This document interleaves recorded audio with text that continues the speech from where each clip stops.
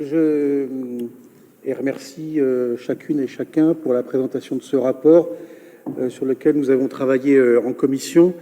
Et preuve est qu'on peut faire d'ailleurs un travail d'échange assez constructif quand on le souhaite, puisque dans cette commission ont été présentes M. Cohen, Mme Gallo-Lavallée, M. Houck, qui pourtant ce jour-là n'avait pas trop envie de me parler, je peux comprendre, mais avec qui nous avons échangé. J'oublie les autres, mais on a pu débattre au fond des sujets. Comme quoi on peut le faire. Et on a pu débattre des sujets sur ce rapport, mais aussi sur le PLU. C'est pour ça que ce serait bien que ce soit aujourd'hui public, parce que ces débats-là, ils ont un intérêt réel pour la population. En tous les cas, ils peuvent expliquer beaucoup de choses, même quand il y a des retours en arrière qui peuvent aussi très bien s'expliquer. Néanmoins, je voudrais pas que s'installe un sujet pour dire que c'est la première fois qu'il y a un débat, qu'il y a un rapport sur le développement durable. Je le dis ici parce que...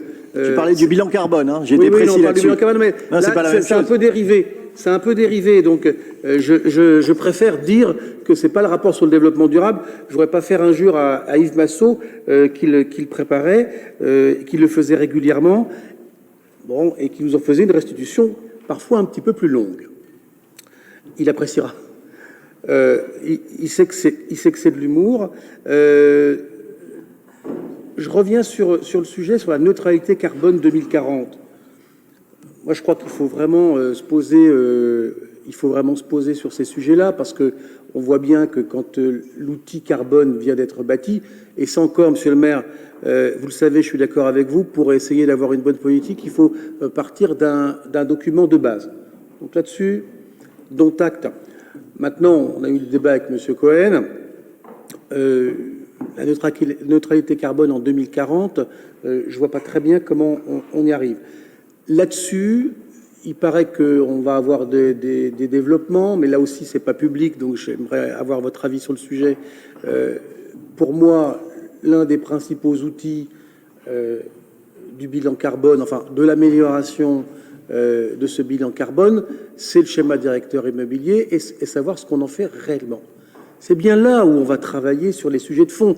Monsieur Faucheux, avec qui je ne partage pas tout, l'a redit dans sa présentation sur l'écologie en général. Vous savez tous que l'énergie qu'on ne consomme pas, évidemment, est la moins chère. Donc, ce schéma directeur immobilier, il est maintenant dans les services depuis 2 ans. Mais utilisons-le, voyons comment on va faire. Je vous redirai cet après-midi, non pas par polémique, mais parce que je le crois fondamentalement, que lorsque vous prévoyez 2 millions d'euros de cession par an, c'est totalement insuffisant. Et c'est le même sujet. C'est le même sujet. Donc je ne comprends pas pourquoi on n'avance pas sur ces sujets-là. Il y a des sujets sur lesquels vous êtes empêtrés, à tort ou à raison, parce qu'effectivement, le cadre n'est pas toujours très simple pour mener des politiques locales. Mais celui-là, il est très simple. Vous avez un document qui existe, qui a été un travail considérable des services, un bon travail des élus qui ont fait des heures et des heures de commission, et c'est totalement inexploité. Donc je l'ai redit à Martin Cohen, je crois comprendre dans son regard qu'il approuve à peu près, mais bon sang, pourquoi vous n'avancez pas? Parfait. Avançons donc. Je reviens sur le... Donc, on ne va pas refaire le débat sur le bilan carbone. Néanmoins, je reviens sur une question à laquelle vous n'avez pas répondu, et qui est une question... c'est une question de Benoît Pierre, sur la place du véhicule électrique. Je crois comprendre, avec des échanges, je ne voudrais pas rien trahir, Christophe, avec Christophe Boulanger, que votre dogme, que je respecte, c'est le vôtre, que votre dogme est de supprimer tant la voiture parce qu'elle a un moteur thermique que parce qu'elle prend de la place dans la ville. Bon, donc j'ai compris ça à peu près. Et donc l'idée générale était donc vraiment de supprimer la voiture. Donc je veux pas polémiquer, effectivement, cette question-là mérite une vraie réponse sur la place de la voiture. Deux choses, pour ne pas être trop long. La première, sur ce bilan carbone, on l'a plus détaillé en commission, évidemment, il illustre de façon criarde presque, le problème de l'étalement urbain. Et le problème est le sujet des véhicules qui viennent dans la ville-centre tous les jours. Je vous dis une nouvelle fois, je vous retends la perche, comme vous m'avez répondu positivement sur le SDI, sait-on jamais, je vous l'attends sur le PLU. Je crois qu'il faudrait qu'on ait un débat public sur le PLU. Il me semble qu'en Conseil métropolitain, où je n'étais pas, mais j'en ai eu un rapide compte-rendu, que certaines d'entre vous se sont étonnées finalement de la faiblesse du débat démocratique qui allait arriver sur le PLUM. Bon, je peux le comprendre, puisqu'effectivement, ce PLUM, il va être décisif.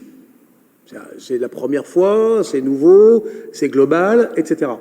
Je crois il faudrait qu'on ait vraiment une discussion sur le PLU pour bien comprendre, même sur une modification, Madame Savouret, qui effectivement n'englobe pas tout, mais pour qu'on comprenne bien quels sont les sujets, parce qu'on voit immédiatement dans ce bilan carbone qui a été fait par Martin Cohen et les services, que l'étalement urbain est l'un des sujets de préoccupation, peut-être même le sujet numéro 1. Et nous et vous, dans le PLU, vous en faites une politique sans outrance, monsieur le maire, puisque à chaque fois, vous me répondez que je suis outrancier, sans outrance, juste pour avoir le bon débat politique, vous nous proposez des modifications du PLU qui sont contradictoires avec ce bilan carbone. Donc, moi, j'aimerais avoir... Je ne comprends pas votre politique sur le sujet d'urbanisme et sur le sujet du logement. Donc j'espère que, là encore, on pourra avoir, une fois encore, un débat. Alors, vous choisissez l'arme qui vous convient. Est-ce qu'on doit représenter, Madame Savouret, cette modification du PLU en conseil municipal? Est-ce qu'on doit faire une commission générale? Que sais-je? Si on a déjà une commission générale sur le SDI, puis, on l'espère, avec force sur le tramway, pour que la ville de Tours ait véritablement des orientations qu'on puisse transmettre à la métropole. Je ne sais pas si vous devez faire une commission générale, mais en tous les cas, c'est un document qui est particulièrement important. Je vous remercie.